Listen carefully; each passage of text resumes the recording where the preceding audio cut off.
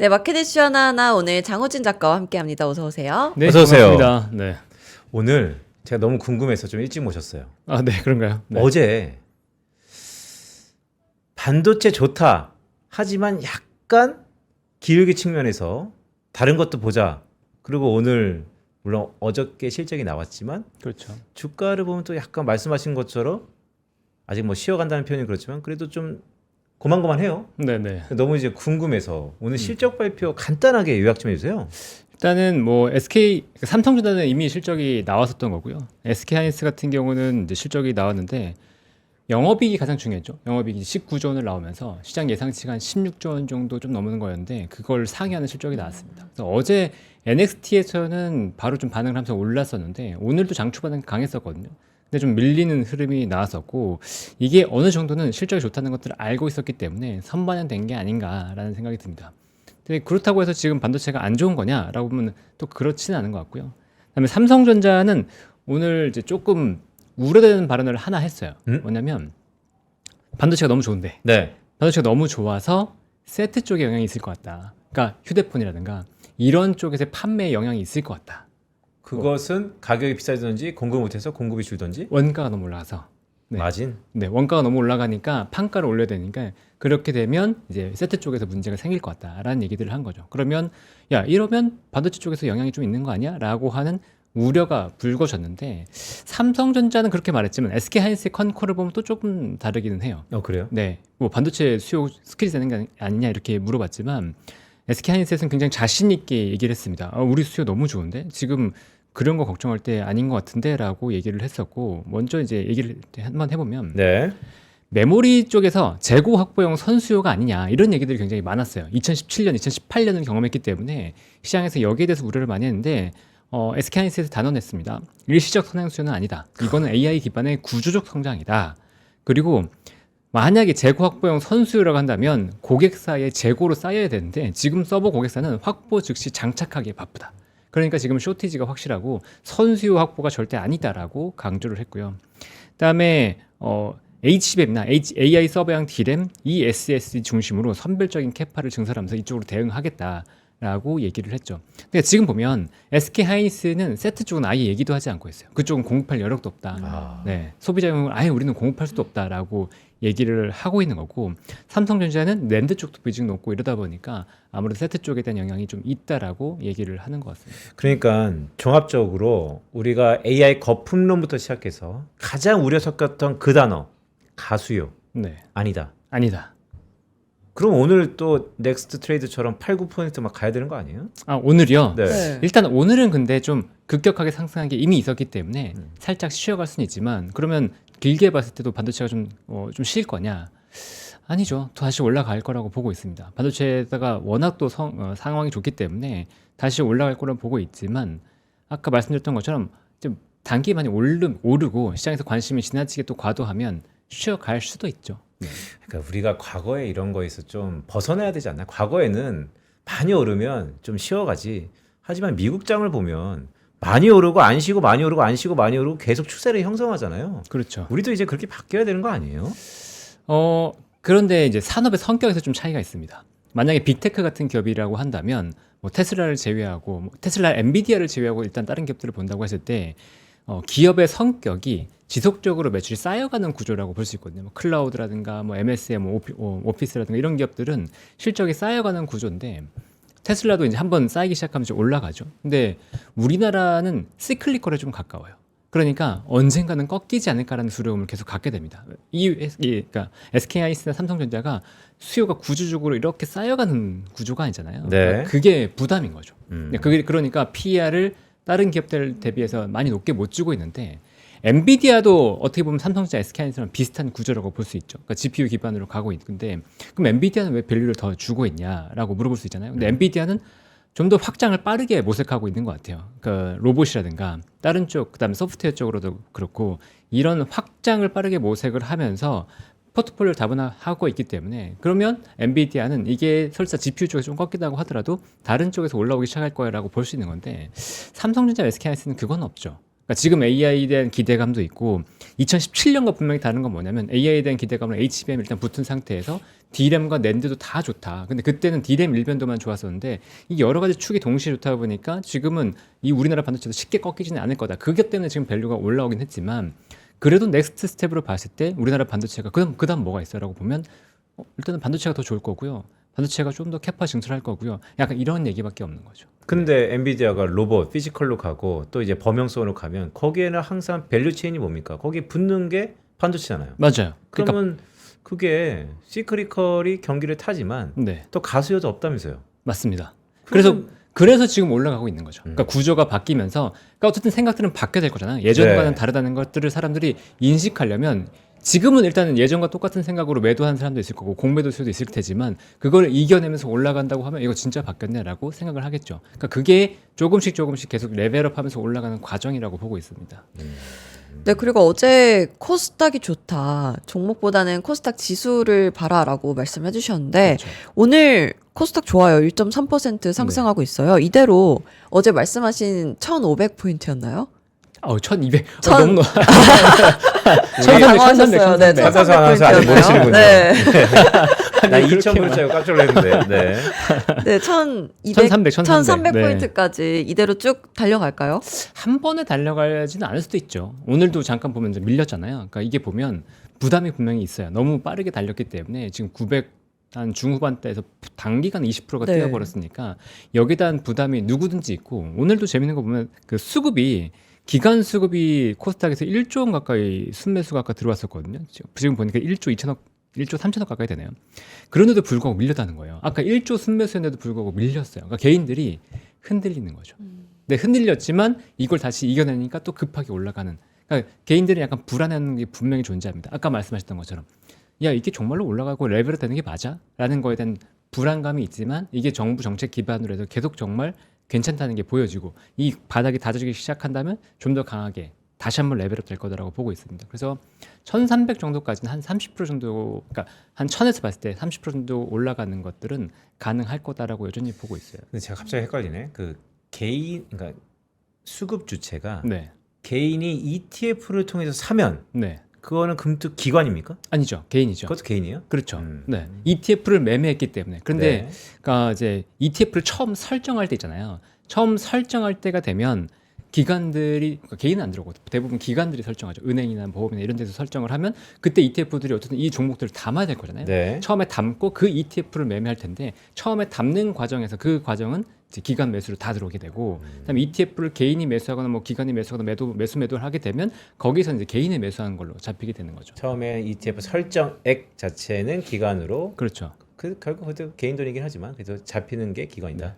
아니죠. 처음에 설정할 때는 대부분 기관입니다. 기관으로. 네, 애초에 들어온 자금이 개인은 ETF 설정할 때 안 들어가요. 네. 그러니까 ETF 설정할 때는 네. 기관이 들어와서 ETF를 설정해서 먼저 만들고 이걸 상장시켜주면 우리가 IP 하는 것처럼 그냥 자유롭게 그걸 매매한다고 하는 거죠. 네. 네, 그럼 오늘 상승 이슈가 있었던 업종들 쭉 볼까요? 먼저 우주. 어떤 소식이 있었나요?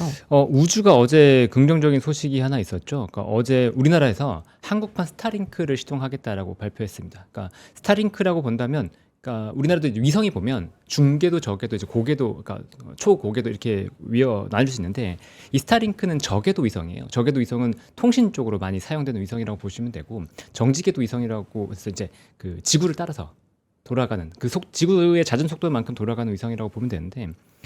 지금 스타링크가 쏘아진 위성 숫자가 혹시 몇 개인 줄 아세요? 한국에 이미 하늘에 쏘아진 위성 숫자 한 10,000개 되나요? 9,000개. 9,000개? 네. 네. 그리고 추가로 한 6,000개 정도 쏘겠다고 얘기하고 있고요. 그다음에 중국이 20만 개를 쏘겠다고 계획을 발표했습니다. 그러니까 그 계획이죠. 깜짝 놀랐네. 근데 그 계획이라는 게 네. 그 발사 계획을 우주에서도 보면 발사 계획을 미리 내세요라고 하는데 거기에 제출을 했어요. 국제 기관에. 우리나라 같은 경우는 이미 발사한 건 없고 2030년까지 2개 쏘겠다라고 얘기했는데 차이가 너무 많이 나는 거 아닌가요? 그렇죠. 우리나라는 네. 위성 그 기술이 너무 떨어지니까 아직은. 그래서 이제 우리나라도 에리오가 없으면 안 된다. 왜냐하면 저궤도 위성이 있어야지만 우크라이나 사태에서 봤던 것처럼 이게 통신망을 끊고 상대방이 정신망을 끊고 이렇게 한다고 해도 우리가 통신망을 유지할 수가 있게 되고 또 피지컬 AI를 구현하려면 로봇이 어디든지 이동을 해야 되는데 통신이 끊기면 안 되잖아요. 그러니까 이건 지상에서도 물론 인프라가 있겠지만 이게 지상 인프라 외에 우주 인프라가 없으면 이게 불가능하다. 그러니까 우리가 피지컬 AI를 선도하려면 K-ADO를 우리가 주도해야 된다라고 정부에서 발표한 거죠. 그러면서 한국판 스타링크를 가동하겠다, 협의체 출범하겠다라고 하니까 오늘 우주 관련된 주식들이 좀 강했던 것 같고요. 네. 어제 미국에서도 우주 관련된 주식들이 굉장히 강했어요. 뭐 AST, 스페이스 모바일 같은 기업들 비롯해서 우주가 굉장히 강했는데 어제 딱히 뉴스가 있지는 않았거든요. 스페이스 X가 상장을 이제 임박했다는 얘기가 계속 나오면서 6월 얘기 있더라고요. 네, 그 스페이스 X의 밸류만큼 이제 전반적으로 밸류가 업될 거다라는 기대감들이 미국에서 팽배한 것 같습니다. 그러니까 근데 지금 왠지 어제 말씀 주셨던 종목들의 움직임이 꽤 있는데 네, 일단 대한광통신 네, 어제의 그 급등세가 오늘의 이런 장에서도 이어지네요. 그렇죠. 네, 그러니까 아무래도 지금 이제 메타와 코닝의 계약은 굉장히 시장이 크게 다가오는 것 같아요. 물론 어제 이제 미국에서는 실리콘 포터니스 관련된 기업들 중에서 일부 조정도 있긴 했지만 지금 이게 대세로 아마 가야 될 겁니다. 결국은 이 투자를 하면서 전력 부족하잖아요. 네. 이 전력 부족을 해결하는 게 전력을 때려박는 것도 물론 있는데 전력 수요 자체를 감소시키는 노력도 굉장히 이어져야 되거든요. 그러려면 구리선에서 지금 포터니스, 그 실리콘 포터니스 쪽으로 가야 될 수밖에 없기 때문에 이 광통신 모듈 케이블 쪽은 수요가 늘어날 수밖에 없는 상황이라고 보시면 되고요. 그러니까 어제 이제 메타의 투자를 기반으로 해서 다른 기업들도 투자가 안 나올까요? 나오겠죠. 그러니까 다른 계속해서 이렇게 실리콘 포터니스 이런 광통신, 광케이블 관련된 투자가 나온다고 한다면 우리나라의 이제 대한광통신 비롯해서 관련된 기업들이 계속해서 강세를 볼 수 있고 네. 또 이제 성호전자 같은 경우에도 이 관련된 사업을 하는 자회사를 최근에 인수했었단 말이죠. 그러면서 주가가 단숨에 10배 넘게 올랐어요. 텐베고였나요? 네? 텐베고. 텐베고 났죠. 근데 오늘 또 올랐어요. 10% 이상. 네. 잠깐 뭐였다고? 종목이 뭐였다고? 성호전자. 성호전자. 네. 여기도 이제 우리나라에서는 실리콘 포터니스를 엮이는 기업입니다. 이런 거 왜 어제 얘기 안 해주고? 네. 어제 몰랐어요, 저도. 어, 어제 저희 기업을 찾겠다고 말씀드렸잖아요. 시총이 1조나 되네요? 맞아요. 네, 10배, 14배 정도 올랐을걸요? 야. 이런 기업들이 나오기 때문에 제가 계속 CPO나 이런 쪽 보시라고 말씀을 드리는 게 이런 스타 기업들이 나올 수 있을 만한 섹터예요. 지금 상황에서 봤을 때. 근데 또 다른 히어로는 어저께 잠깐 순위가 내려갔다 현대차. 다시 시총 3위 복귀. 네, 왔다 갔다 할 것 같네요, 당분간. 맞습니다. 네. 그러니까 어제 테슬라에서 재미는 예상됐던 뉴스긴 한데 모델 S와 모델 X를 단종한다는 발표가 있었습니다. 네. 그래요? 그럼 네. 모델 Y 모델 Y와 모델 3만 쓰기만 가져가는 남는 거죠. 건가요? 네. 근데 지인이 모델 S 사겠다고 뭐 부킹해놓은 것 같던데 그건 이제 끝나는 건가요? 단종이니까 네. 남아있는 재고는 판매가 되겠죠. 재고까지는? 네. 근데 작년에 테슬라 판매량 혹시 몇 센트 추정해 보시겠어요? 글로벌리? 네. 맞추고 전 세계. 싶다. 해보세요. 아니 검색하지 말고 해보세요. 자, 얼마나 팔렸을까? 전 세계적으로. 전 세계적으로. 중국에서 요즘에 좀 약간 기스가 났으니까 네. 그래도 한 8만 대 정도 팔지 않았을까? 전 세계 테슬라 판매량. 전 세계. 네, 테슬라 판매량. 한국에서 아니고? 전기차 판매량. 네. 160만 대요. 한국에서 해야 되는 거 아니에요? 전 일단 세계에서? 160만 대가 팔렸습니다. 전 세계에. 중국에서 그렇게 고전했는데도? 그렇죠. 근데 전년도 2024년보다는 감소했어요. 한 9% 정도 감소했는데 그래도 이제 160만 대 정도 팔렸고 9%가 아니고 한 4%. 근데 감소했음에도 불구하고 모델 S랑 모델 X 그중에 판매가 얼마 됐냐? 5만 대 판매됐어요. 인기가 없구나. 네. 그러니까 모델 S랑 X는 안 팔리는 거죠. 그러니까 테슬라 입장에서도 이거를 전환하겠다. 뭐로 전환하겠다? 옵티머스 라인으로 전환하겠다고 발표했어요. 한국에서는 SX 많이 팔리지 않았나요? 이게 약간 거꾸로 된 것 같은데 그럼? 한국에서도 모델 Y랑 모델 3가 압도적으로 더 많이 팔립니다. 네. 모델 S랑 모델 X는 보면은 이제 와 하죠. 모델 X 보시면 이제 팔코닝 네. 이렇게 올라가는 것 때문에 뭐 이슈가 되긴 하지만 많이 팔리진 않아요. 그러니까 이게 생각보다 상품성의 차별화가 많이 있다고 느껴지지 않는 거죠. 그러니까 비싸니까요. 비싼 것도 있는데 디자인적인 차별화가 생각보다 크지 않아요. 왜 열리는데? 그게 오히려 주차장에서는 불편할 수가 있대요. 불편할 수도 있죠. 네. 공간 확보가 안 돼서. 맞아요. 그리고 이게 다닐 때는 잘 티가 안 나요. 저거 모델 Y야 X야? 약간 이렇게. 문을 열고 다녀야 티가 나요. 그렇죠. 네. 그런 것 때문에도 약간 안 사는 게 아닌가. 이게 뭐 네. 이번에 아이폰 17 보면 네. 디자인이 예쁜 건 아니었음에도 불구하고 사람들이 많이 샀거든요. 네. 근데 그게 디자인이 바뀌었기 때문이다라고 얘기를 많이 해요. 나는 새 거 샀다는 걸 자랑하고 싶은데 기존 거는 뭘 사도 야 이거 새 거 같은 느낌이 안 나는데 근데 이번에는 달랐으니까. 그러니까 이 테슬라도 그렇게 똑같이 적용되는 게 아닌가라는 느낌입니다. 개인적인. 그러니까 승차감과 하차감을 떠나서 하차감이 중요한데. 그렇죠. 아, 그렇죠. 네. 근데 그래서 이번에 결국 얘기한 게 뭐였냐면 로봇이랑 AI 쪽으로 나는 강화를 할 거야. 그래서 이번에 S랑 S의 라인을 옵티머스 생산 50만 대를 하기 위해서 옵티머스 라인 생산 라인으로 전환하겠다고 발표했거든요. 근데 이게 저는 현대차의 긍정적인 요소라고 봐요. 이게 판매량 이 자체가 아니고 테슬라가 생각을 전환하고 전기차나 이런 자동차에서 로봇으로 나간다는 전략을 하고 있고 그게 전기차가 덜 팔렸음에도 불구하고 테슬라가 오히려 그 시간에서 상승하는 요인이 됐거든요.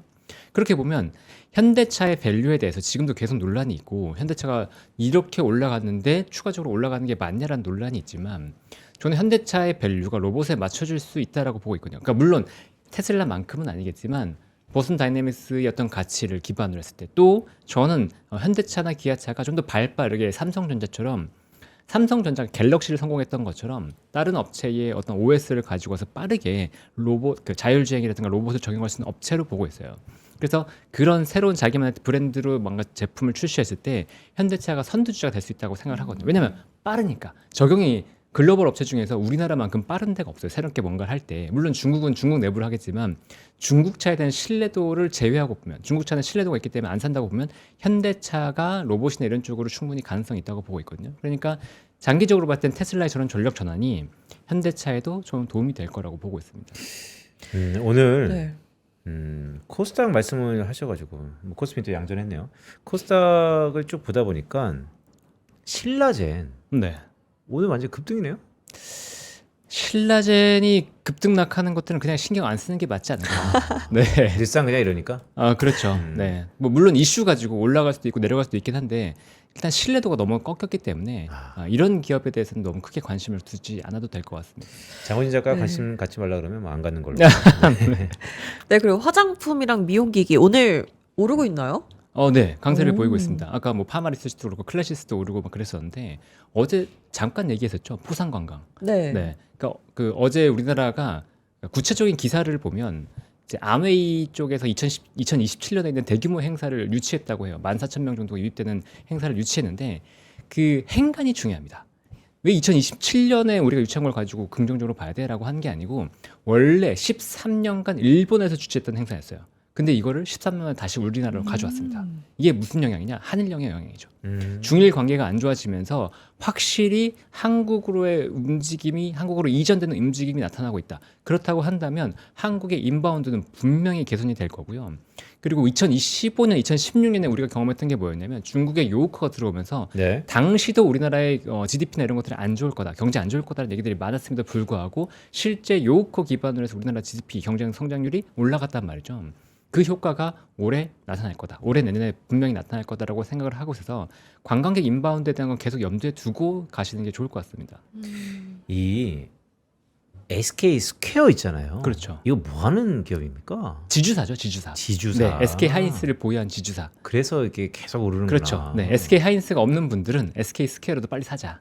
이렇게 많이 하고 그러니까요. 있죠. 네. 근데 그게 지금도 온고잉 합니까? 똑같죠. SK 하이닉스가 계속 좋다 그러면 SK 스퀘어도 동반해서 계속 올라갈 거고요. 아마 이렇게 주거니 받거니 하면서 올라갈 겁니다. 동반해서 올라왔지만 SK 스퀘어가 좀 덜 올라가요. 아무래도 지주사니까. 그러니까요. 그런데 그러다가도 SK 하이닉스가 또 너무 올라가면 야 SK 스퀘어 사. 안 돼. 큰일 났어. 이거 뭐 따라가야 되는데 이거 지금 SK 하이닉스로 따라가기에는 너무 부담돼. SK 스퀘어라도 사. 네. 약간 이런 분위기가 많거든요. 그러니까 이게 SK 하이닉스가 ADR 상장을 하게 되면 스퀘어 쪽에서 뭐 변화가 있나요? SK 스퀘어 쪽에 딱히 변화가 있지는 않겠죠. 네. 네. 그 ADR이 상장한다고 해서. 하지만 ADR이 상장하는 것 자체가 SK 하이닉스의 수혜가 될 거기 때문에 지금도 아까 이제 SK 그 반도체가 시작할 거라고 말씀을 드렸지만 ADR을 기점으로 해서 다시 또 올라갈 수 있다고 보고 있거든요. 그러니까 계속 관심을 가져야 되죠. 그리고 ADR 상장 자체가 스퀘어에 영향을 주지는 않지만 ADR이 상장되면서 SK 하이닉스의 지분 가치가 올라가면 네. SK 스퀘어에도 긍정적인 영향을 주겠죠. 네, 그리고 고려아연 있잖아요. 네. 은 가격이 올라가면 고려아연에 좋은 건가요? 재련업체로 알고 있는데. 맞습니다. 네. 네. 근데 은 가격이 올라가면 왜 좋냐면 고려아연은 아연이잖아요. 아연. 네. 그런데 올해 매출 비중에서 가장 크다고 추정되는 게 혹시 뭔지 아세요? 고려아연? 네, 고려아연에서 음. 은 매출. 은 매출이 올해 매출의 한 절반 가까이 될 걸로 추정이 되고 있습니다. 가격의 상승분은 고스란히. 그렇죠. 네. 아연이나 금 같은 경우는 TC 마진이라고 해서 광산 업체가 있으면 광산 업체에서 내가 TC 재련 마진 줄 테니까 뭐 OEM 비슷하게 해서 재련하면 그걸로 내가 팔 거야. 이렇게 하는 거거든요. 그래서 TC 마진을 줘요. 근데 은은 아연이나 금을 아연을 재련하는 과정에서 나오는 부산물이거든요. 그래서 은은 네가 알아서 해. 이렇게 되는 거죠. 배가 그러니까 배보다 더 커졌네. 그렇죠. 은이 가격이 지금 30달러에서 118달러까지 지금 4배가 상승했으니까 여기 은 가격 상승에 의해서 매출 비중이 30%에서 지금 50% 가까이까지 올라왔어요. 그리고 은 가격은 아까 말씀드렸듯이 부산물이니까 네. 원가가 거의 없거든요. 그러면 은 가격 상승에 따른 이 수익 증가분을 고려아연이 거의 반영할 수 있지 않을까라는 기대감이 있죠.